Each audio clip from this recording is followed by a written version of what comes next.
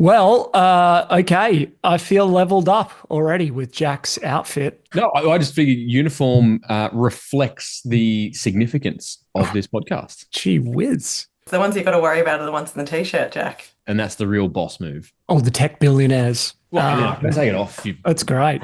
No. Keep it on. No. We won't. I just got like baby vomit stains on my shirt. That's we won't point it out at all.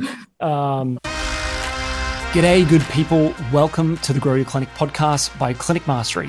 Here's what's coming up inside of this episode. You do not rise to the level of your goals. You fall to the level of your systems. We want to blame the system and not the person, and so we really try to remove that emotion and look at the facts of what we're giving to our team. Asymmetric risk and reward. Potential upswing, but also limiting the downside. What are you loving in your role right now? And what are you loathing in your role right now? You're either growing or you're dying. You know, things are getting better or they're getting worse. They rarely stay the same. And when we get asked questions, one of the most powerful responses as a clinic owner is to ask a question back. This episode will be right up your alley if you're looking to systemize your clinic without it feeling overwhelming. We're diving into clinic operations. Plus, stick around for when Jack drops a personal story about how systems saved his family holiday. And you'll want to hear Hannah's take on the simple feedback mechanism to improve systems immediately. Before we dive in, today's episode is brought to you by allieclinics.com. If you're the kind of clinic owner who loves to feel organized and stay ahead of the chaos, you'll love Allie. Think of it as your digital clone. It's the single source of truth for all your clinic's policies, systems, and training.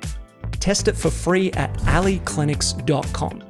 And in other news, applications are now open to work with us one-on-one at Clinic Mastery.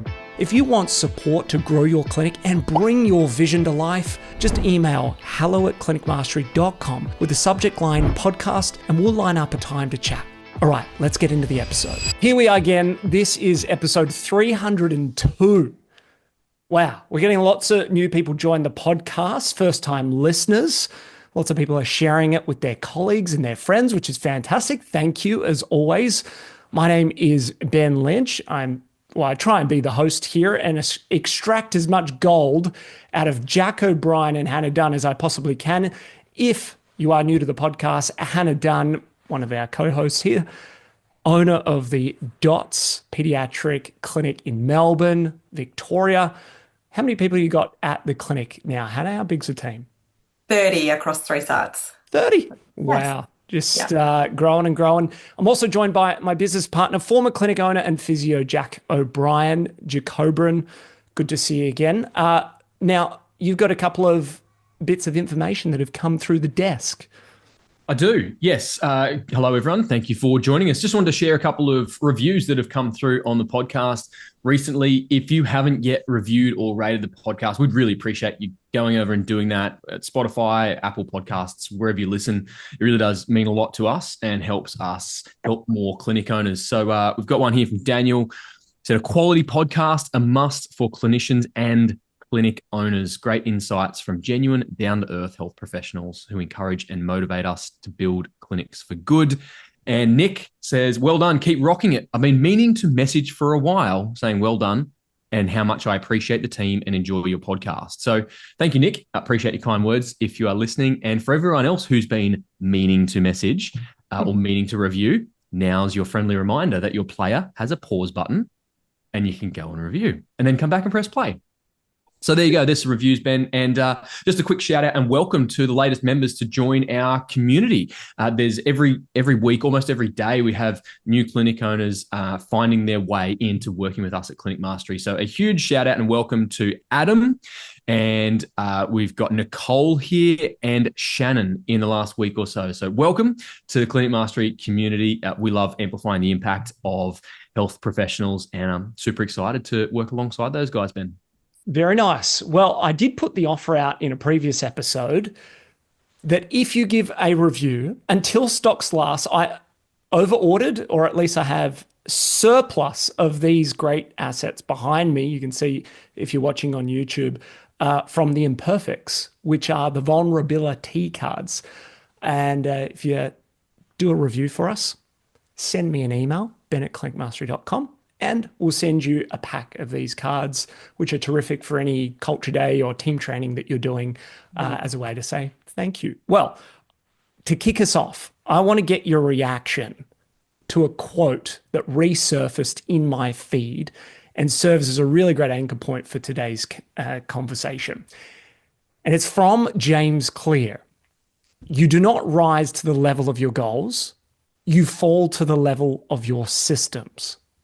So you do not rise to the level of your goals, you fall to the level of your systems.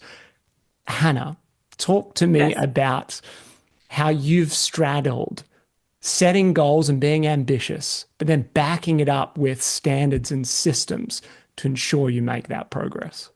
Yeah, absolutely. And comes back to Brene Brown being clear as kind. And I think it's often the first question that I ask the people that I'm mentoring or working with when they say that their goal isn't being achieved or that their teammate hasn't achieved something. I will always fall back to what systems are in place, what's written, what information do they have. And it's often there that we see the gap and therefore isn't allowing us to achieve that goal, which is so important. I 100% agree with that. Just give us like some of the line of questioning or the things that you would do quite specifically with a clinic owner when you're trying to uncover these insights to find out where to go. Because the other side of it is clinic owners often say to me, probably say to you guys as well, I want to systemize everything. And they want to build something bigger than Ben Hur and then like roll it out to their team. And so often the challenge with systemizing your clinic is actually knowing where to start. So how do you help people identify where to start? Yeah, absolutely. So we might be talking about a challenge in a clinic. So let's say that the challenge is putting appointments in a calendar for admin and that it's not working with the clinical team, that something is breaking down there. I recently had this where I said, okay, talk to me about what processes and policies you've got in place and where they are. And they said, we've got it all written out. It's all in our handbook. And I was like, okay, great. And I said, pull up the handbook. Let's have a look. And they were like, yeah. So they pulled up the handbook and then they couldn't even find it themselves because there was so much information in there. The keywords weren't there. And they were like, actually, maybe we need to review this. So it's not just even about having the process there. It's about the accessibility of it as well. But just, I think, where to start is where is our biggest challenge and then what is the communication that we expect. So making sure that that process is being followed and if there's holes in that process. So running through and seeing where the links are back to where the holes are in what's going. And you always say we want to blame the system and not the person. And so we really try to remove that emotion and look at the facts of what we're giving to our team. What I love here as a connection point, it sounds like you're actually identifying what is the goal, what is the challenge maybe, or the opportunity, and how are the systems aligning with that, which is fundamentally different from where a lot of clinic owners start, which is, all right, I'm going to just systemize everything. And there is no kind of reference point or anchor point. So Jack, in you thinking about this, I think you actually gave me this quote many years ago from James Clear. You don't rise to the level of your goals, you fall to the level of your systems. How do you use that practically when working with clinic owners? Yeah, good question. And I think that whole adage of rising or falling is the key point here. It's not so much about goals or systems. It's that, Daniel Gibbs often says, you're either growing or you're dying. Things are getting better or they're getting worse. They rarely stay the same. And so the point here is, do we want to be falling or do we want to be growing and do we want to be rising? I think, we can probably play on that quote a little bit as well and go, you can actually rise to the level of your systems. Systems call people up. And here's what I think about when I think about systems. I think it is an awareness and a commitment to what is best practice. A system is an agreed upon best practice for doing something. There might be 3 or 4 different ways of doing something, but the system in our clinic is what we've agreed is the gold standard best practice. And so we can call people up and rise people up to the gold standard, the best practice. That's how I think about systems. And I also, on that, Jack, I was really, when you've got a team of 30, you can't be present every day and physically they're guiding people through every step of a process. And one of my hurdles that I overcame with the support of TB, or Tony, one of our other coaches, was around the way in which you overcome that is through your systems, because you've touched the systems and those systems show them how you want them to work. And so that is how you get your personality or the way that you want your company run into the rest of your team. So communicating that way. So when someone says, I don't want to let go, which we've spoken about leadership in another one of our episodes, when they're like, I don't want to let go because I don't want it to be different to the way that I would do it. Well, that's where your systems come into play. And if they're not doing it your way, then what is about the system that's not showing them to do it the way that in which you would like it done?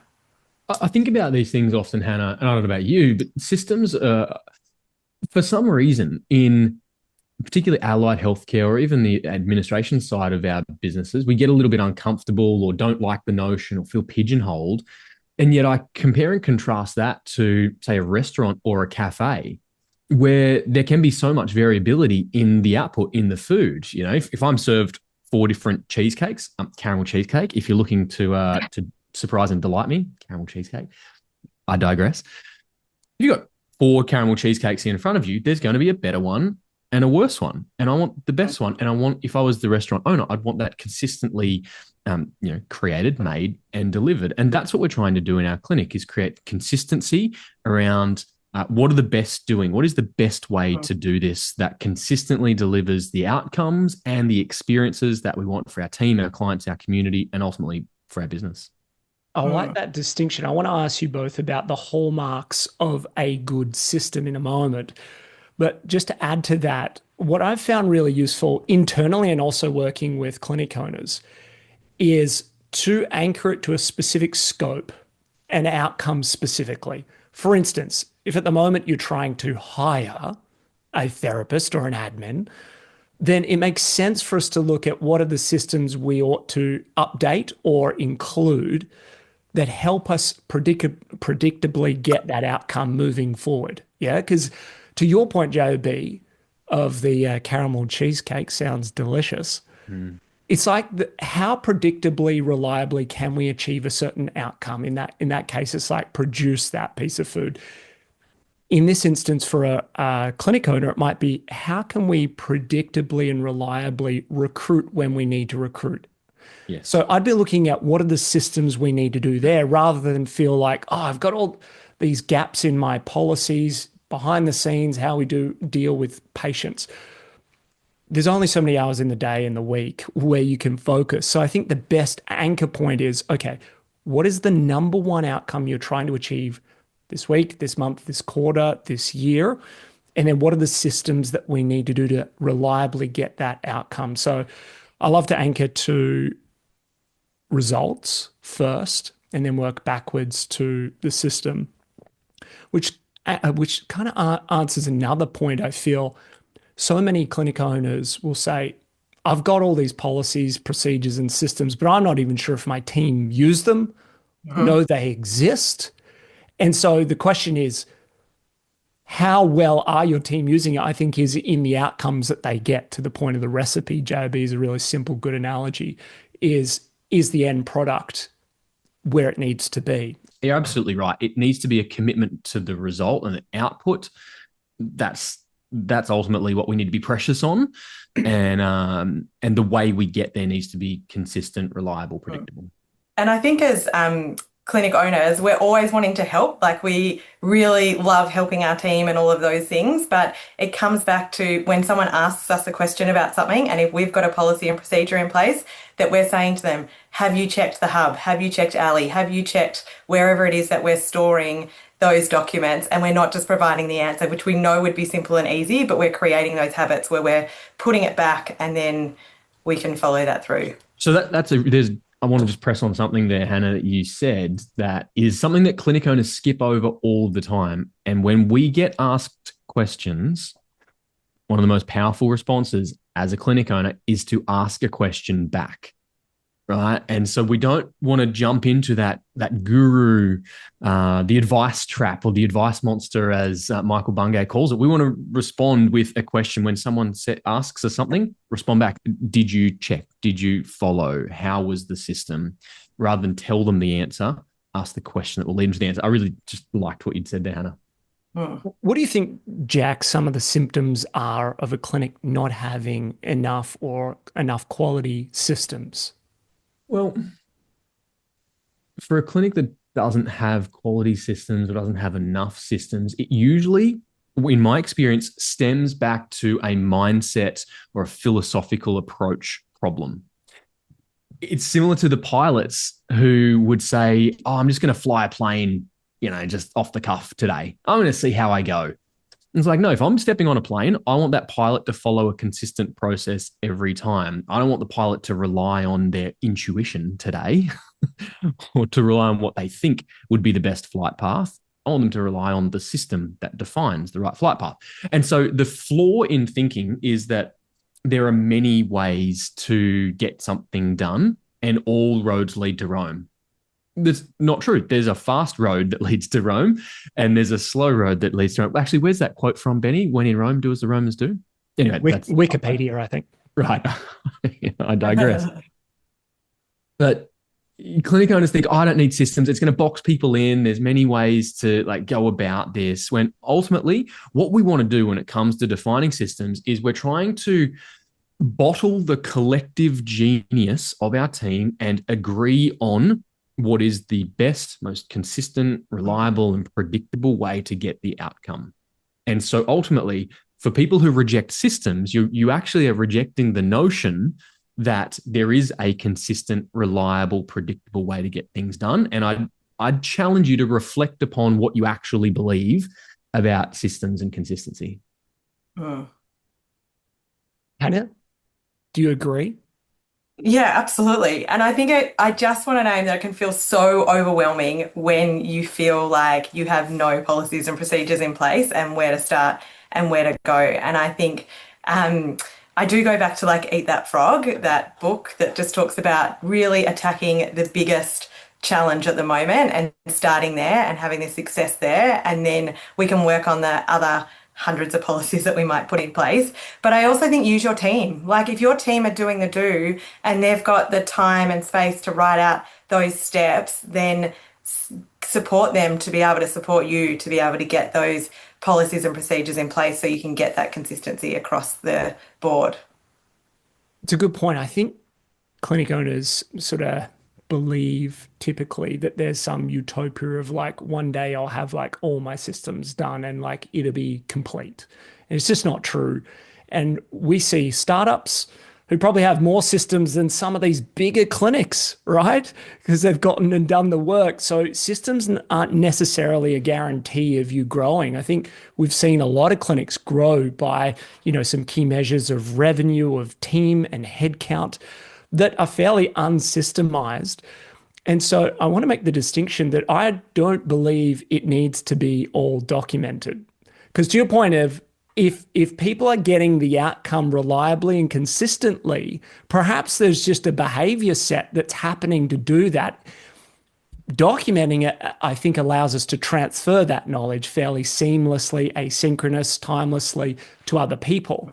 But I think a lot of people start from the basis of, I need to sit down for a week and type out everything that we do in every department. And that's just not a realistic base to think from. So they feel this, guilt or overwhelm that they need to do this and they haven't yet done it.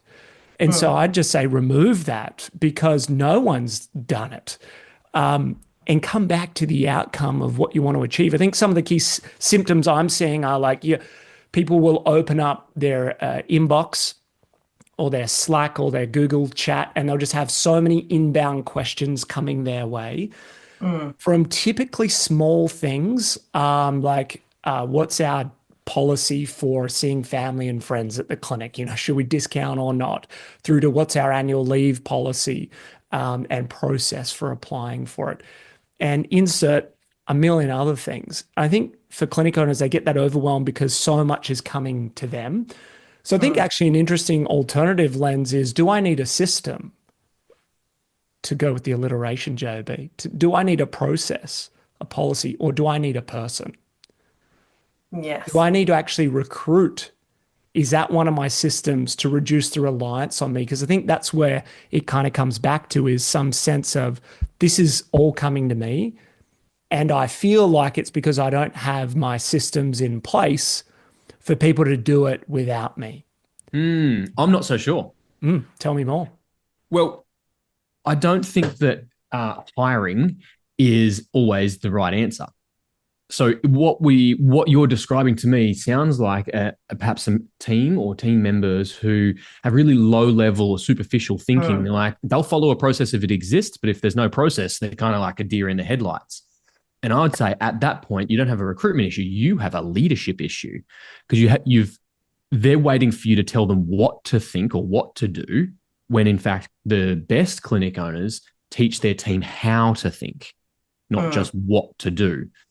So some of the best systems, we know some of the best systems teach people how to think about a job. What is the outcome? Or I love the little phrase, like, what is the definition of done? Define what is a job well done. What does this look like when it's completed to a level of excellence, a standard that we're happy with?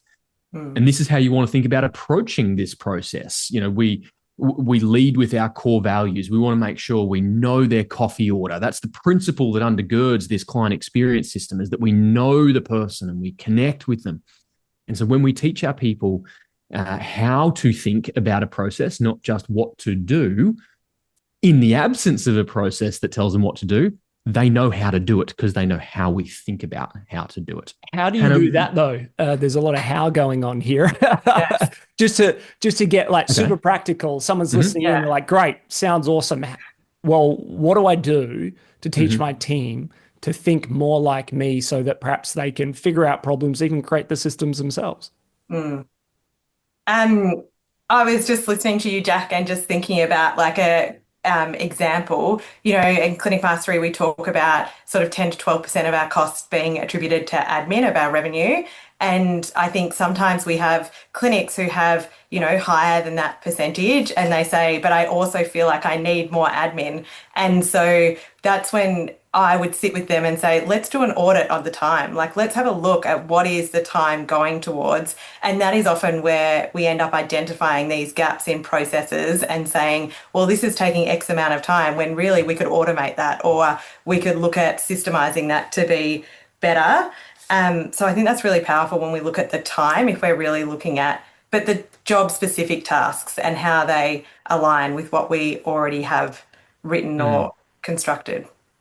Yeah, and I think, how do we infuse the how, Ben? It really comes back to our core values, right? And making sure that we've identified our core values, that we amplify our core values, that in every process, policy, system, document, we describe how that policy connects back to those values or those distinctives, or what makes us us. What is the way, in capitals, inverted commas, of our clinic? This is the DOTS way. This is the CM way. This is the Terrace Physio way.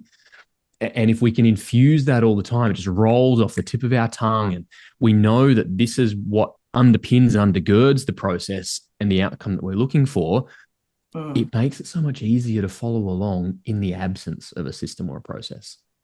And I think with Tim Ferriss, the 4-hour working week, I think he would say, don't create a system that isn't related to one of your goals, going back to what you said at the beginning, Ben. Like, we just need to make sure that, and maybe that goal is getting more time back. Maybe it's assessing whether we need more team members, but just making sure that we're not sitting down and looking at a list of policies that we've Googled or asked ChatGPT for and starting at the top, that we're really being practical in what we're doing.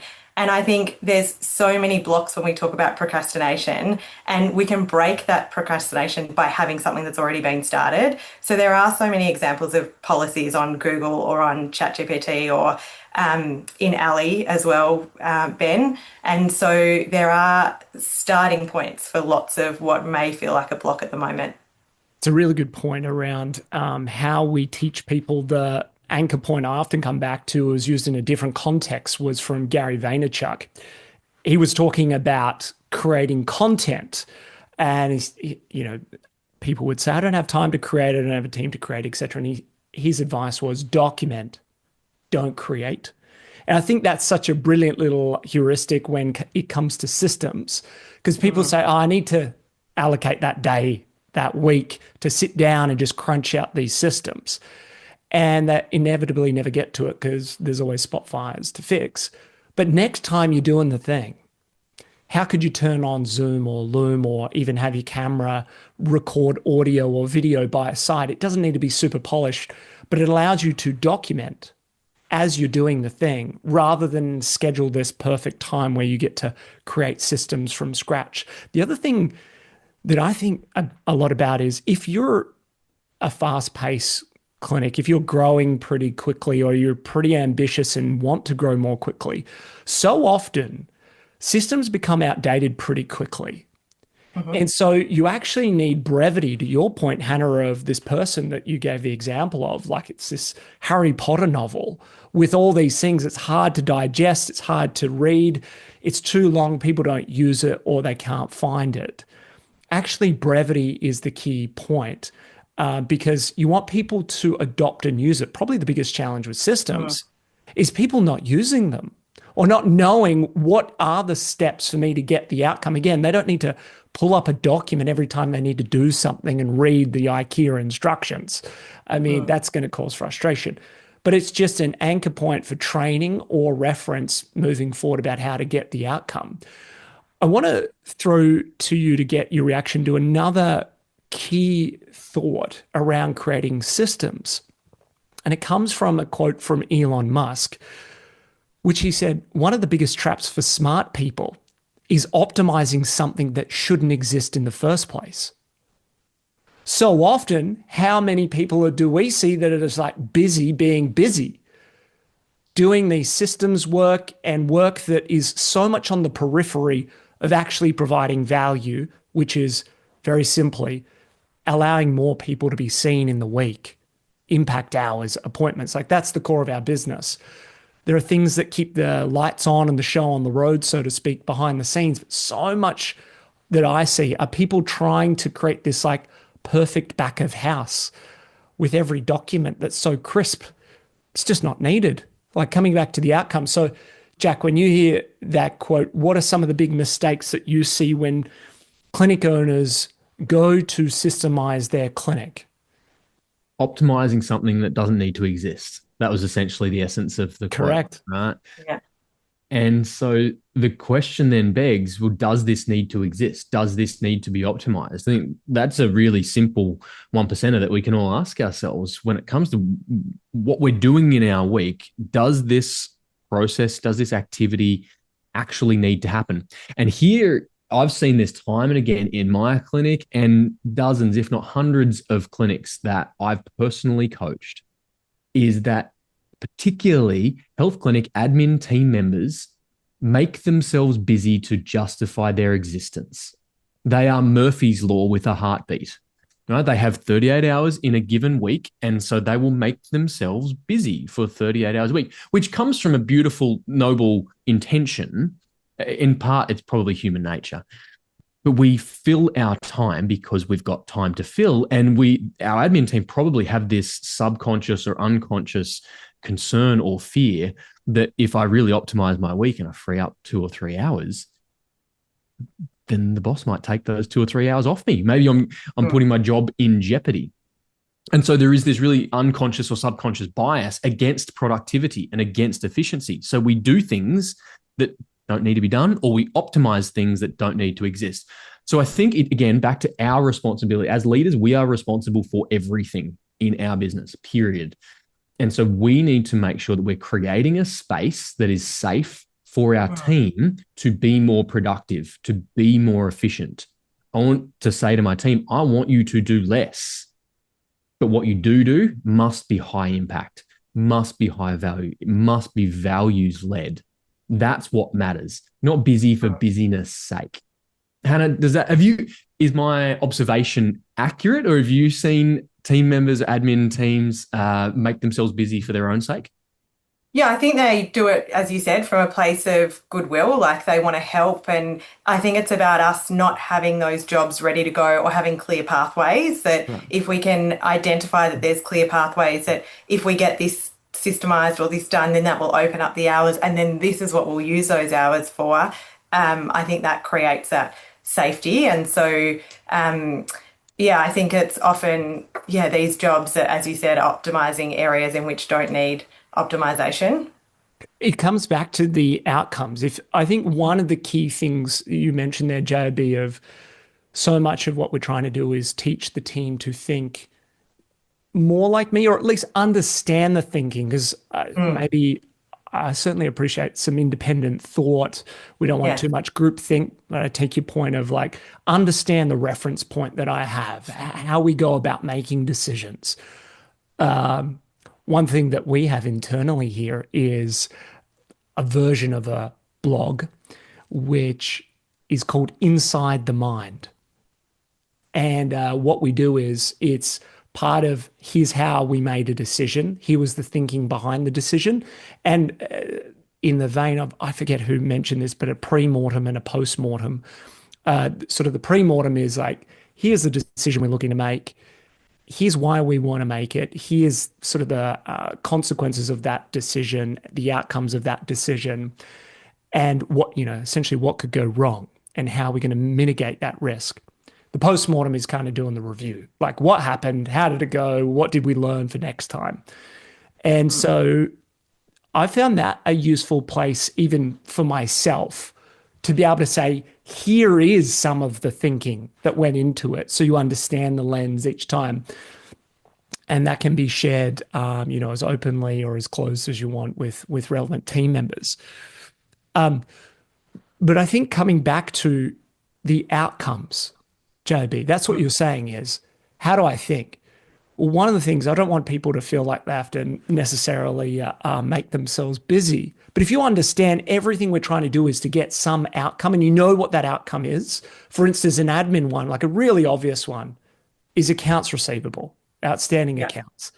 Like that is absolutely on the admin to keep that low. So, what are the systems that we have in place to keep that low? A benchmark that we use internally is 10% of your monthly revenue.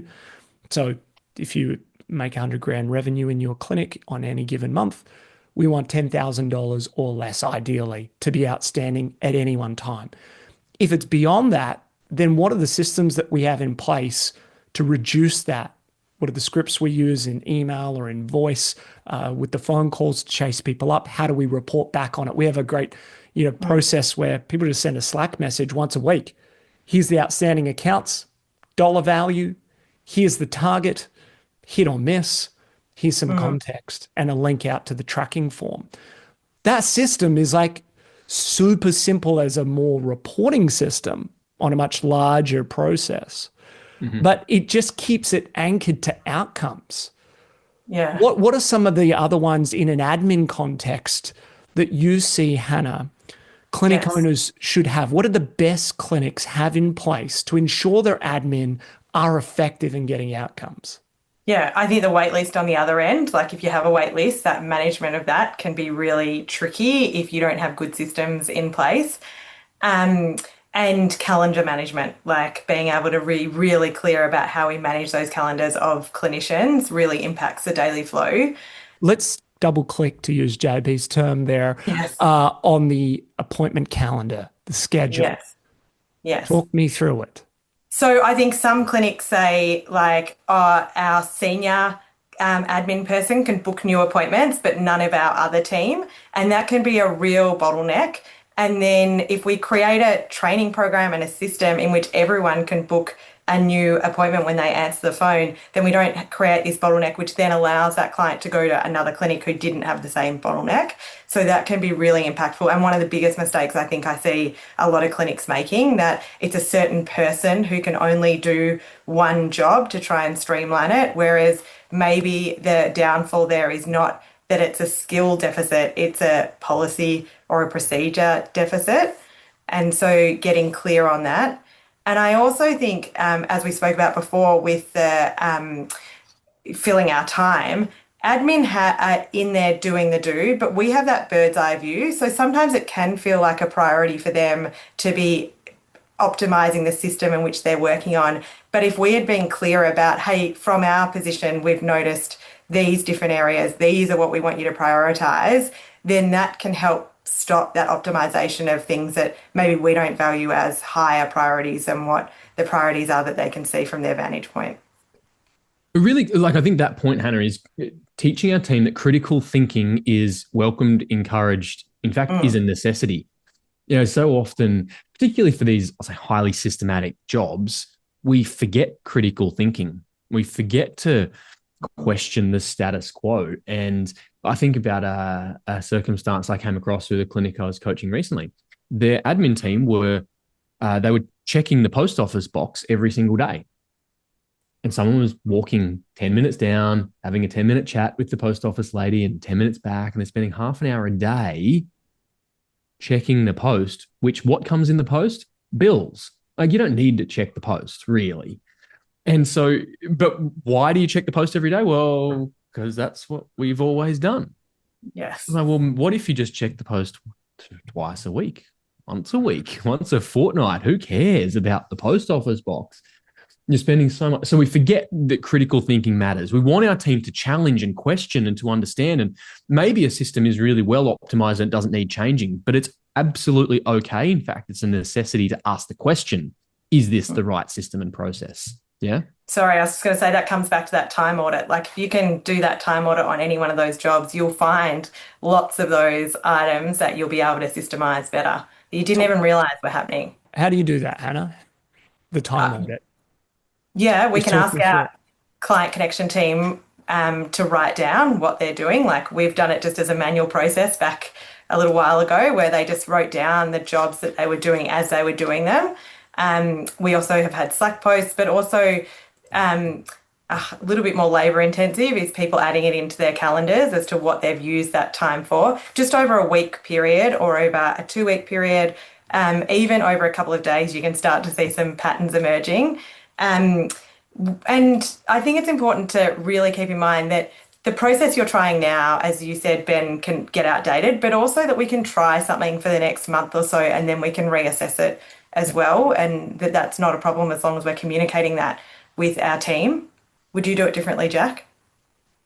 I wouldn't do it differently. What I would add is I had written down here our focus sheet. So we had a version of focus sheets for our admin team, whether that's a Friday Slack check-in or a Google form or however you want to do that in your clinic. For me, it was a weekly little Slack thread, and I would ask each of our admin team one of the questions was, which process did you improve this week? And so we're creating a culture of constant iterative improvement. Like, it becomes standard that you have to approach your week making things better. That was one of our core values, make things better. And so we want to practically reinforce that week on week and keep front of mind. How am I making things better? How am I improving processes? And so it keeps process top of mind. It keeps critical thinking top of mind, and it keeps progress top of mind, that we're actually moving the needle on things that matter.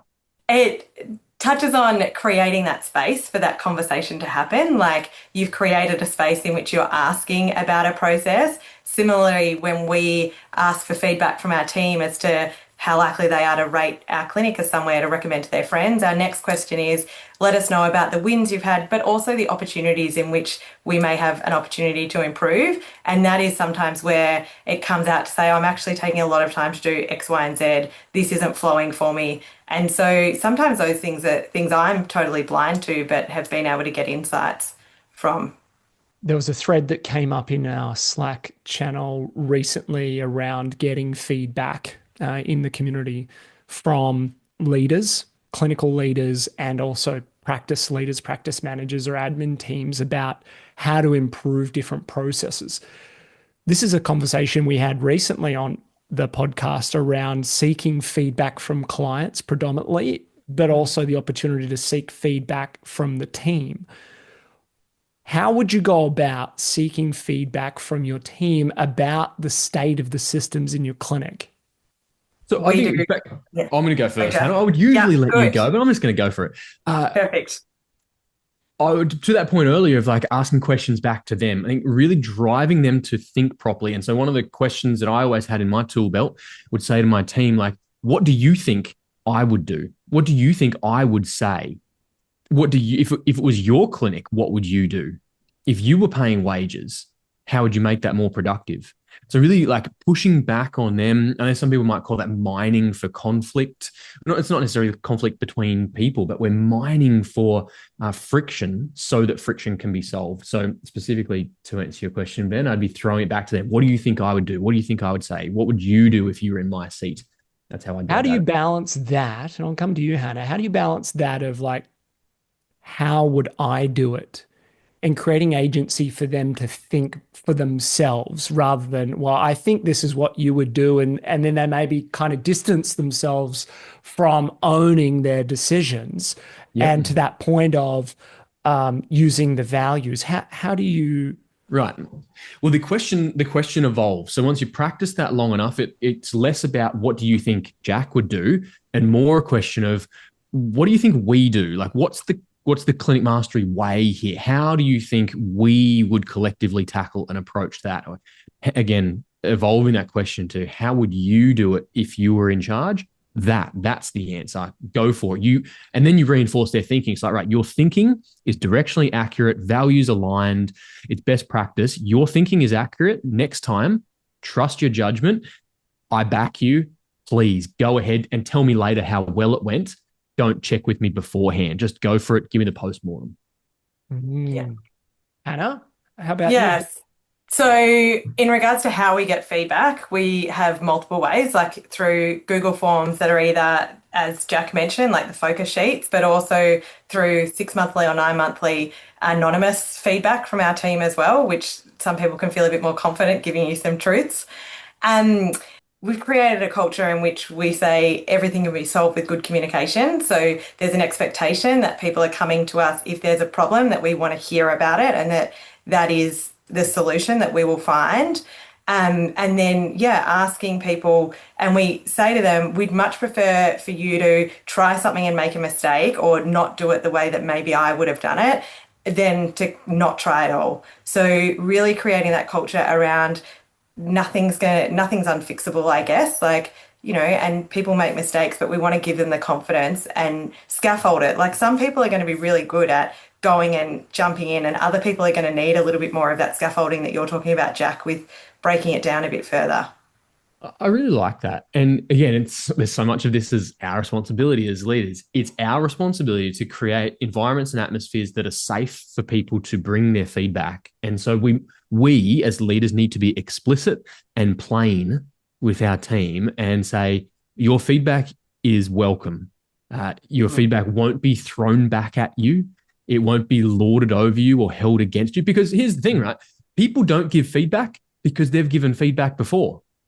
Yes. And it wasn't received well, right? And so we as leaders need to create environments where people are confident to bring feedback. It won't get thrown back at them. Now, there's a right way and a wrong way to bring feedback. It's important that you come with a curious, open mind, because there's probably context that you weren't aware of. There's a bigger picture at play here, etc.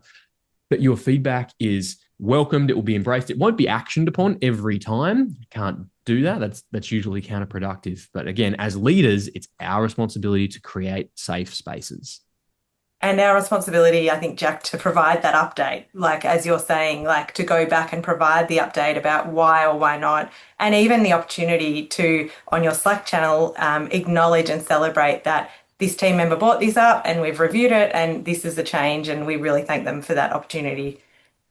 It's a great point. I have a question that I'm going to come to in a moment around how do you create that environment, JOB, specifically where there is safety in failing, especially because we emphasize the outcome.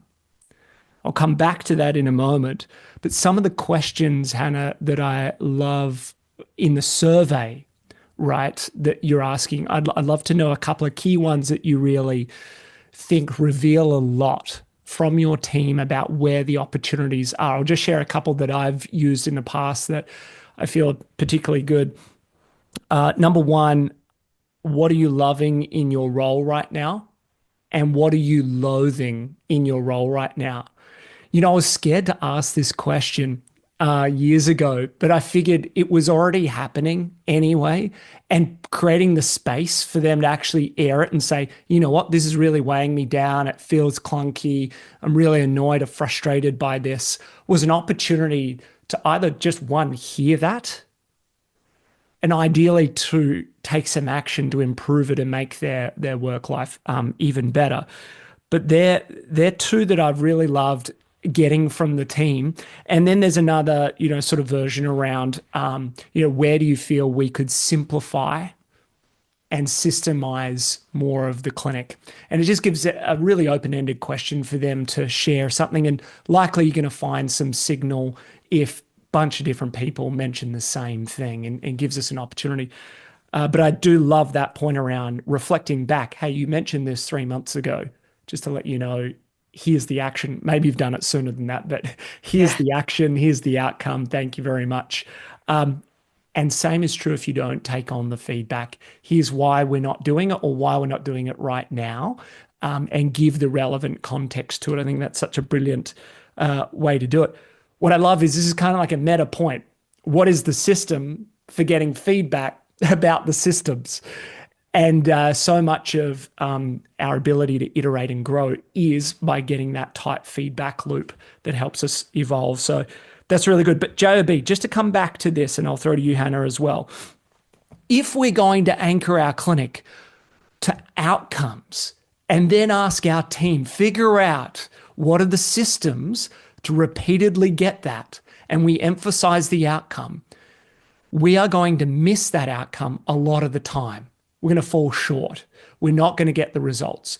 So how do you create a space where people can own the fact that they've missed the outcome if that's what we're emphasizing? Jack? What we're looking for when it comes to maybe not always hitting the desired outcome, but giving it a crack anyway, we're looking for like asymmetric risk and reward. And so when it comes to empowering our team to make calls, we want to make sure there's good potential upswing, but also limiting the downside. And so if there's very limited downside, or if it's a controllable downside, it's like, great, the lessons that we learn are worth it. And so practical example in my personal case, we went on a cruise for a family holiday once. Cruises are polarizing experiences. Yeah, that's a different rabbit hole. But nevertheless, the reason I mentioned the cruise is because there's no internet and phone reception, at least on the one we went on. And so sounds fun. It part of it was fun. Anyway, and so we left our team and said, right, you guys have a whole bunch of systems. Like we've got a pretty dialed clinic here. But if something comes up, you need to know that you are empowered, you are trusted. We have absolute confidence in you to make a call, as long as, here's the caveat, as long as you can describe to me when I get back that the downside was only going to be $500 or less. And so that was teaching them to think about the second and third order consequences of their choices. Now, pick a dollar figure that you're comfortable with, but I was comfortable going, well, if they make 4 really catastrophically bad choices, it's going to cost me $2,000. I'll be okay. We'll still eat this week. And so it was like, what I mean by that with them is if you can show me that you thought, well, this might impact 1 or 2 or 3 patients at worst, and if we lose a couple of those appointments, it'll only impact the diary to the extent of $500. Or we decide to bulk order this fantastic end of financial year deal. Don't go spending $7,000 on some wonderful end of financial year deal. Just do it for $500.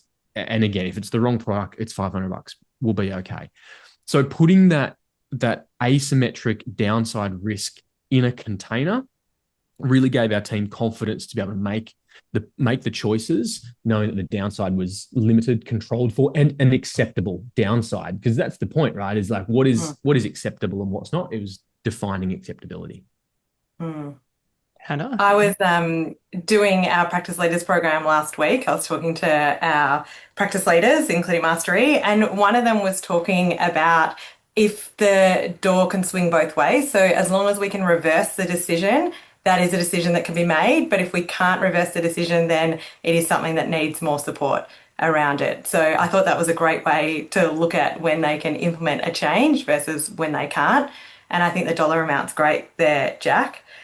Going back to your questions, Ben, that you ask, I think another really powerful one along exactly the same lines is what's worked really well for you in another workplace. So hearing about what's gone well and maybe sometimes I ask that as what are you missing from a previous workplace that we're not doing? And so sometimes that can give really good open-ended insight too around those systems that maybe worked better there. Um, and I think just talking to our team about like what went well, what could we have done better, and just knowing that everything is a learning opportunity and it's not, there's no blame and shame. I like that. To use that quote you used earlier around we blame the system, not the person, unless they are really screwing up. And there are definitely times where HR is needed and this is not the right fit. But we always look at what is the system for how you're operating and how can we improve that for you. Yeah. Can I just jump in one last time, Ben? No, Um, Well, I'm going to push go through for it. and Go hope that for it. Jack votes me in. Um, so, the other thing around people missing policies and procedures, the question I ask is where did we miss the mark in you knowing about that policy and procedure? Yeah. So, and the feedback we've had sometimes is it came through Slack or we need a weekly wrap up or we need a way to check it off. So, asking about not only why they haven't followed the procedure, but where did we miss it in Yeah, it's a teaching you great about it? point. It's in building Allie over the last 2 years, it's become very obvious that the biggest challenge to solve for is actually adoption. That's it. Because you can create all these perfect systems. No one knows they exist. They know they exist, but they don't reference them or use them. They do something completely the opposite or not at all aligned with it. They're not getting the outcomes and there's no reference point for a system to know how to improve and get the outcome. So that's probably the big thing I think a lot of clinic owners miss is great to have all these things documented and then useful for training references ongoing or for a new team member. But if your team aren't on board, they don't understand why this is how we do it, and they don't understand the outcome of having the system, then they're going to be busy. They're going to be busy being ineffective and they're going to be inefficient as well. And so you end up with this mess. And some of the classic lines are the admin time, as you said, JB, the admin team need more time. They say we need to hire, and you already kind of got a lot of admin headcount, a lot of admin hours as an example, or in the therapist case. I think my default is always when people are asking for more time is to come back to my natural assumption, heuristic, or shortcut is it's likely they're inefficient. It's highly likely. So let's explore and audit that first, as you said, Hannah, with a time audit, literally what happens in your week.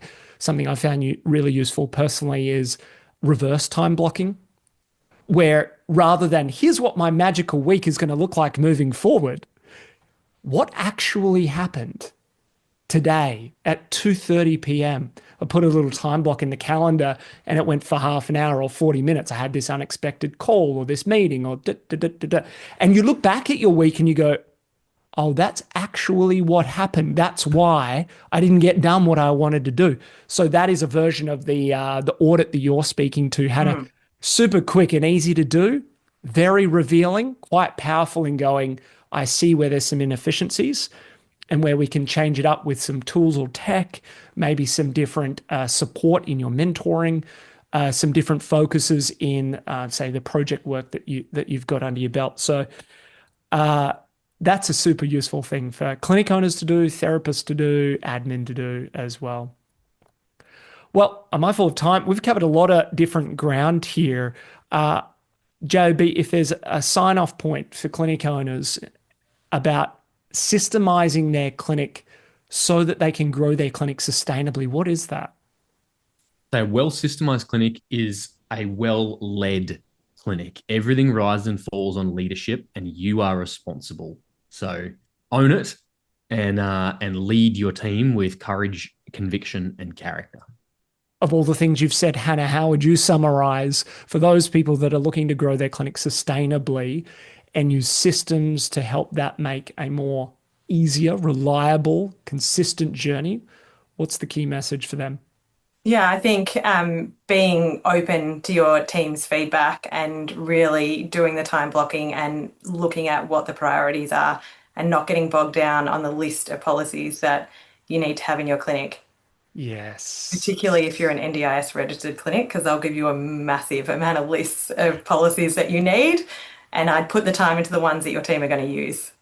Fantastic. That is really good. I come back to think about outcomes first, and then what are the systems we need to achieve those outcomes that are timely for us now, and continue to iterate. No one has all their business solved and completely systemized. So release yourself of that burden if that is you.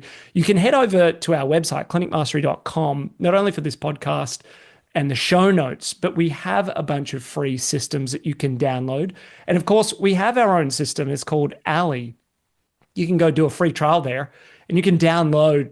Now there's over 120 systems for training admin, training team members, practitioners, that is, for your clinic overall, for NDIS clinics, that you can just 3 clicks of a button, download it and install it into your clinic. Again, we're solving for adoption. We've just taken the first part out of your hands to make it super easy. Then it's about getting your team on board. So go check out Allie. Jack, Hannah, thank you again for your insights. We will see you on another episode very soon. Hopefully, we get to do one from the sunny north in Palm Cove while we're on our member retreat. But we'll see. We might be a little sidetracked, enjoying some of the sun, and we'll come back in a fortnight. But we'll see. Thanks for signing on, everyone, and we'll see you very soon. Jack, Hannah, bye for now. See you. Bye. Bye-bye.